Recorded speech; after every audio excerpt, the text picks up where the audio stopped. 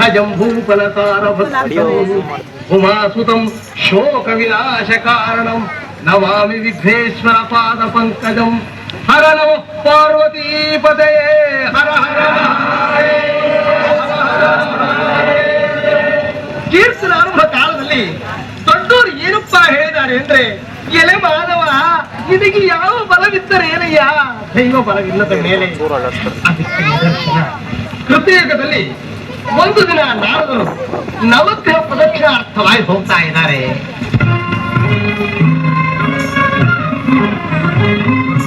ಜಯ ಜಯ ಜಗದೀಶ,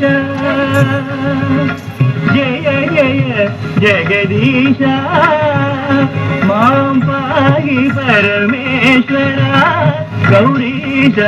ಜಯ ಜಯ ಜಗದೀಶ.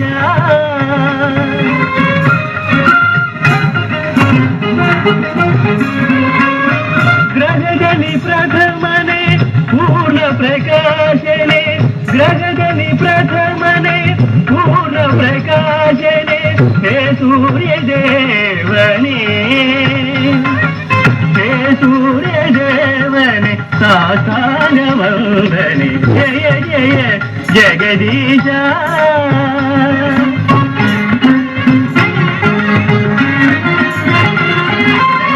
ಶಾಂತ ಸ್ವರೂಪನೆ ಶಶಿಕಲಾಂಕನೆ, ಶಾಂತ ಸ್ವರೂಪನೆ ಶಶಿಕಲಾಂಕನೆ, ಹೇ ಚಂದ್ರ ದೇವನೇ, ಹೇ ಚಂದ್ರ ದೇವನೇ ಸಾಷ್ಟಾಂಗ ವಂದನೆ.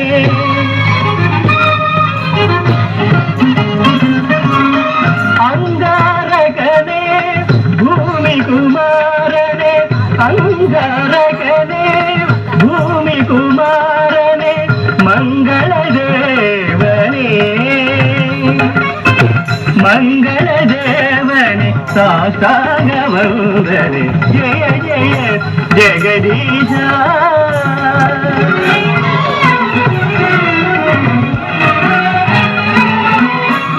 ಚಂದ್ರ ತಾರೆಯರ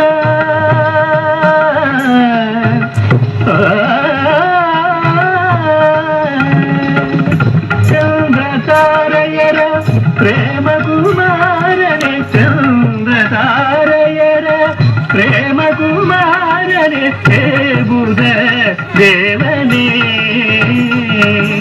ಹೇ ಬುಧ ದೇವನೇ ಸಾಷ್ಟಾಂಗ ವಂದನೆ.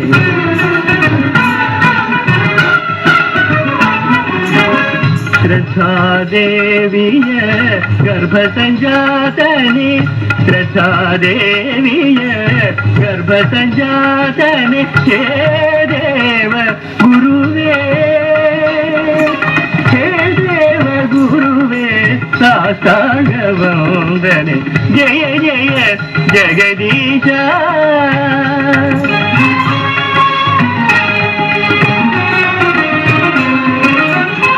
ವಿಕ್ರಮ ವಿಜಯನೇ,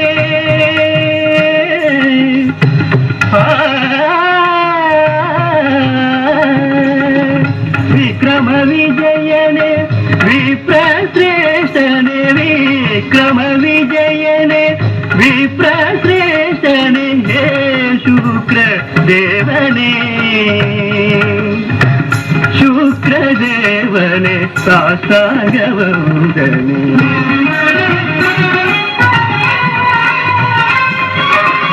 ಉಪಗ್ರಹ ಪರಿವೃತ ಅಸಮ ವೈಭವನೆ, ಉಪಗ್ರಹ ಪರಿವೃತ ಅಸಮ ವೈಭವನೆ, ಹೇ ಶನಿ ದೇವನೇ, ಹೇ ಶನಿ ದೇವನೇ ಸಾಷ್ಟಾಂಗ ವಂದನೆ. ನಾರದರೆ, ತಮ್ಮ ಆಗಮನದಿಂದ ನಮ್ಮೆಲ್ಲರಿಗೂ ಬಹಳ ಸಂತೋಷವಾಯಿತು. ಆದರೆ ಇದೇನಿದು ಹೊಸ ವಿಧಾನ? ಮೊದಲೇ ನನಗೆ ನಮಸ್ಕಾರ ಮಾಡ್ತಿದ್ದೀರಲ್ಲ? ಅಯ್ಯೋ, ಎಲ್ಲಾದರೂ ಉಂಟೆ ಪುಣ್ಯಾತ್ಮ?